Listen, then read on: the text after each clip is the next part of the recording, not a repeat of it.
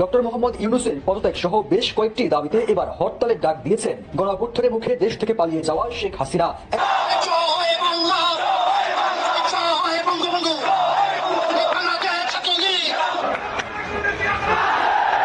আমার নিউজটি দেখে অনেকে অনেক খুশি হয়েছেন, বাট এতটা খুশি হওয়ার কারণ নেই। ঘটনা কিন্তু সত্য। আমি আউলাঝোলা থাম্বনেল বা টাইটেল ক্যাপশন ক্রিয়েট করে নাই। বাংলাদেশ ছেড়ে দিতে পারে হাসনাত আব্দুল্লাহ, সার্জিস সহ আমাদের উপদেষ্টাদের অনেকেই। এখন কেন? যদি ভিন্ন এক জাতিসংঘের এই মূল্যায়ন দলটি বিভিন্ন রাজনৈতিক দলের সঙ্গে বৈঠক করবেন, এমনকি আওয়ামী লীগের সাথেও বৈঠক করার কথা রয়েছে।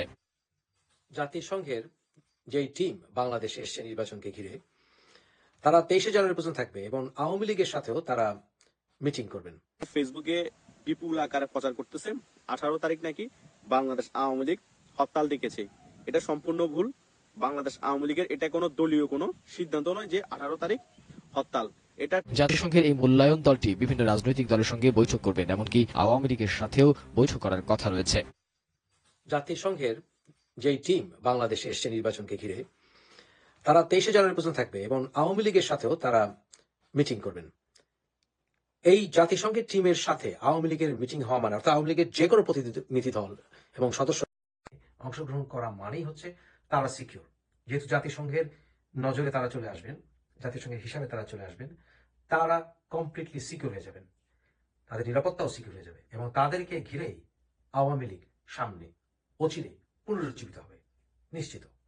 ইউনূস সরকার সমন্বয়কারীরা যেভাবে দেখুক না কেন, জাতিসংঘ এবং সারা বিশ্ব জানে যে আওয়ামী লীগ বাংলাদেশের জন্ম দিয়েছে এবং আওয়ামী লীগের সাথে বিভিন্ন আন্তর্জাতিক সংস্থাগুলোর সম্পর্ক অতি পুরনো। তাই তারা বাংলাদেশে আওয়ামী লীগ, যেই দলটি মিলিটারি থেকে তৈরি হয়নি, যে দলটি ক্যান্টনমেন্ট থেকে তৈরি হয়নি, সেই দলটি শেষ হয়ে যাবে বা সেই দলটির কোনো বক্তব্য থাকবে না ইলেকশনে, সেটা আন্তর্জাতিক কোনো সংস্থা মেনে নেবে না। সবাই জানে যে বাংলাদেশে আওয়ামী লীগ একটি বৃহৎ রাজনৈতিক দল, তাতে যত ভুলই তাদের নেতাদের কারণে থাকুক না কেন, এবং সেই দলের সমর্থক বাংলাদেশের একটি উল্লেখযোগ্য জনগোষ্ঠী। তাদেরকে বাদ দিয়ে কোন নির্বাচন গ্রহণযোগ্য হবে না। তাই আওয়ামী লীগকে নির্বাচনে আনার ক্ষেত্রে জাতিসংঘ একটি গুরুত্বপূর্ণ ভূমিকা পালন করবে। আসসালামু আলাইকুম। অনেকেই ফেসবুকে বিপুল আকারে প্রচার করতেছে 18 তারিখ নাকি বাংলাদেশ আওয়ামী লীগ হরতাল ডেকেছে। এটা সম্পূর্ণ ভুল। বাংলাদেশ আওয়ামী লীগের এটা কোনো দলীয় কোনো সিদ্ধান্ত নয় যে 18 তারিখ হরতাল। এটা ট্যাক্স বাড়তি হওয়ার কারণে, ট্যাক্স বাড়িয়ে দেওয়ার কারণে সরকারে ব্যবসায়িকদের হরতাল। আর একটি টিম আছে, এই টিম আমেরিকায় বসে চালানো হয়, ওই টিম থেকে ওরা হরতালের একটা ডাক দিয়েছে একটা সংগঠনের। এটা কোনো দলীয় সিদ্ধান্ত না, বাংলাদেশ আওয়ামী লীগের কোনো সিদ্ধান্ত না। আপনারা এটা ফলাওভাবে প্রচার করার কারণে অনেকে 18 তারিখ বিপদে পড়বে। যারা রাজপথে নামবে, হালকা গুটি কয়েক হোক, 2 জন হোক 3 জন হোক, তারা বিপদে পড়বে আপনাদের এসব প্রচারের কারণে। তাই এইসব প্রচার করার আগে দলীয় সিদ্ধান্ত কিনা, হাইকমান্ড থেকে সিদ্ধান্ত দিয়েছে কিনা এবং সত্যতা যাচাই করে তারপরে আপনারা পোস্ট করবেন ফেসবুকে, ইউটিউবে লিখবেন যে আওয়ামী লীগের 18 তারিখ হরতাল ডেকেছে। কারণ গণহারে যেভাবে প্রচার করা শুরু করেছেন, এটা তো অনেকে মনে করবে আওয়ামী লীগের সিদ্ধান্ত, আওয়ামী লীগ হরতালটা ডেকেছে। তো আপনারা ব্যাপারগুলো আগে পুঙ্খানুপুঙ্খানুভাবে বোঝার চেষ্টা করবেন, তারপর প্রচারণা করবেন। তা না হলে সাধারণ তৃণমূলের কর্মীরা আপনার বিপদে পড়ে যাবে। তাদের বিপদ হওয়া মানে আওয়ামী লীগের বিপদ হওয়া। কারণ আওয়ামী লীগ যদি সামনে উঠে দাঁড়াতে হয়, এসব তৃণমূল কর্মীর অনেক প্রয়োজন রয়েছে। সে কারণে প্রত্যেকটা নিউজ যাচাই বাছাই করে, সত্যতা যাচাই করে আপনারা প্রচারণা চালাবেন। তা না হলে আমাদের দলেরও ক্ষতি হবে, আওয়ামী লীগের ক্ষতি হবে, তৃণমূল কর্মীদের ক্ষতি হবে। আর সামনে কি আমার নিউজটি দেখে অনেকে অনেক খুশি হয়েছেন, বাট এতটা খুশি হওয়ার কারণ নেই। ঘটনা কিন্তু সত্য। আমি আউলাঝোলা থাম্বনেল বা টাইটেল ক্যাপশন ক্রিয়েট করে নাই। বাংলাদেশ ছেড়ে দিতে পারে হাসনাত আব্দুল্লাহ, সার্জিস সহ আমাদের উপদেষ্টাদের অনেকেই। এখন কেন? যদি ভিন্ন একটা ঘটনা এই দেশে ঘটা যায়। ঘটনাটা কোনটা? আপনারা জানেন যে এই মুহূর্তে আমাদের সমন্বয়করা যারা আছেন, তারা জুলাই যে ঘোষণাপত্র, এটা নিয়ে গতকালকে একটা সর্বদলীয় বৈঠক হয়েছে। প্রত্যেকটা রাজনৈতিক দল তারা তাদের মতো মত দিয়েছে। তো ফাইনালি সিদ্ধান্ত এটা যে তাড়াহুড়া না, আস্তে ধীরে সবার যে মতগুলো, রাজনৈতিক দলগুলোর যে বক্তব্য আছে, সবকিছুকে যাচাই বাছাই করে সমন্বিতভাবে একটা জুলাই ঘোষণাপত্র সরকার ঘোষণা করবে। তবে নির্দিষ্ট কোনো তারিখ ঘোষণা করা হয়নি।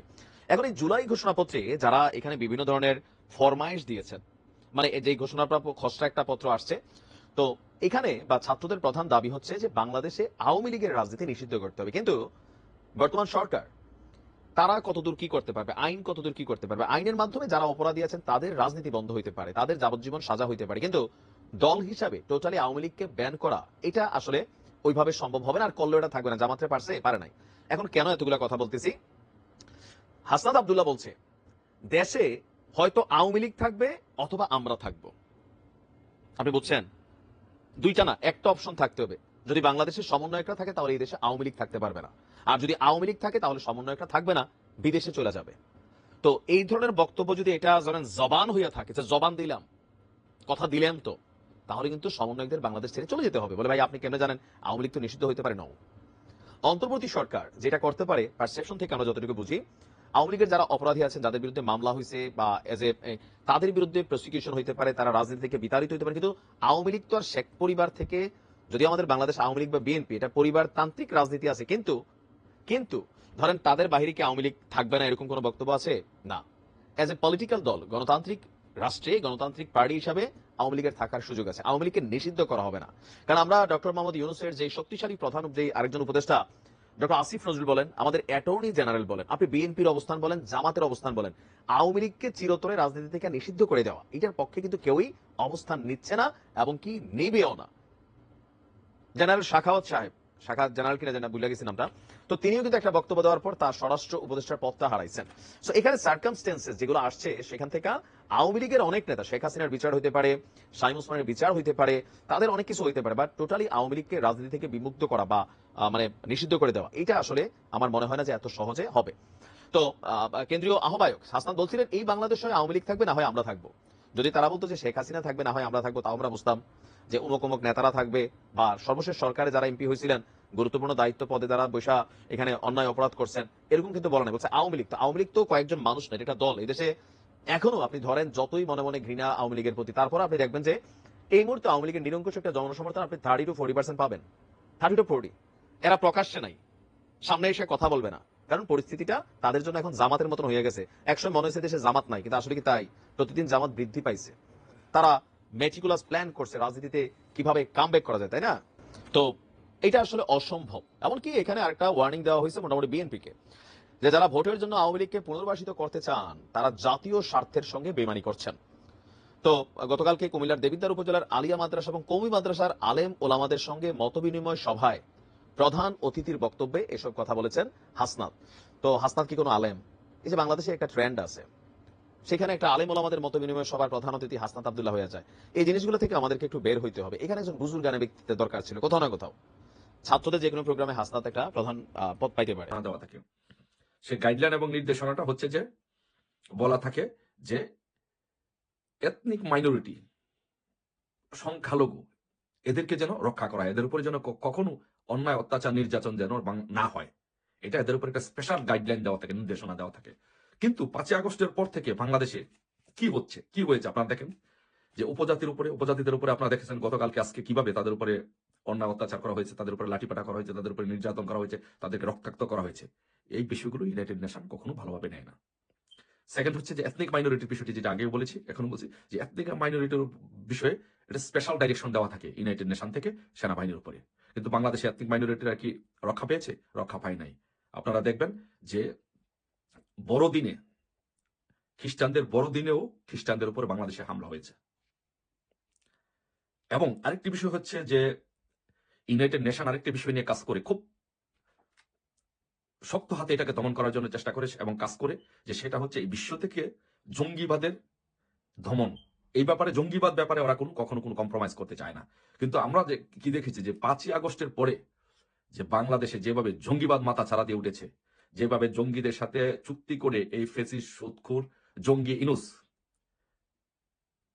জঙ্গিদেরকে জেল থেকে ছেড়ে দিয়েছে, কত শত জঙ্গিদেরকে, যাদের বিরুদ্ধে বড় বড় অভিযোগ, হোলি আর্টিজান সহ অনেক বড় বড় হামলার অভিযোগ এই জঙ্গিদের বিরুদ্ধে, যারা তালেবান থেকে প্রশিক্ষণ নিয়েছে, সেই প্রশিক্ষিত তালেবানি জঙ্গিদেরকে এই ইনুস চুক্তি করে মেটিকুলাস ডিজাইনের মাধ্যমে তাদেরকে ছেড়ে দিয়েছে। সারা বাংলাদেশে জঙ্গিদেরকে এইভাবে ছেড়ে দেওয়া এবং জঙ্গিবাদের উত্থান, সেটা কখনো ইউনাইটেড নেশন এবং মার্কিন যুক্তরাষ্ট্র সেটা কখনো ভালোভাবে নেয় না। যার কারণে একটি জিনিস আপনি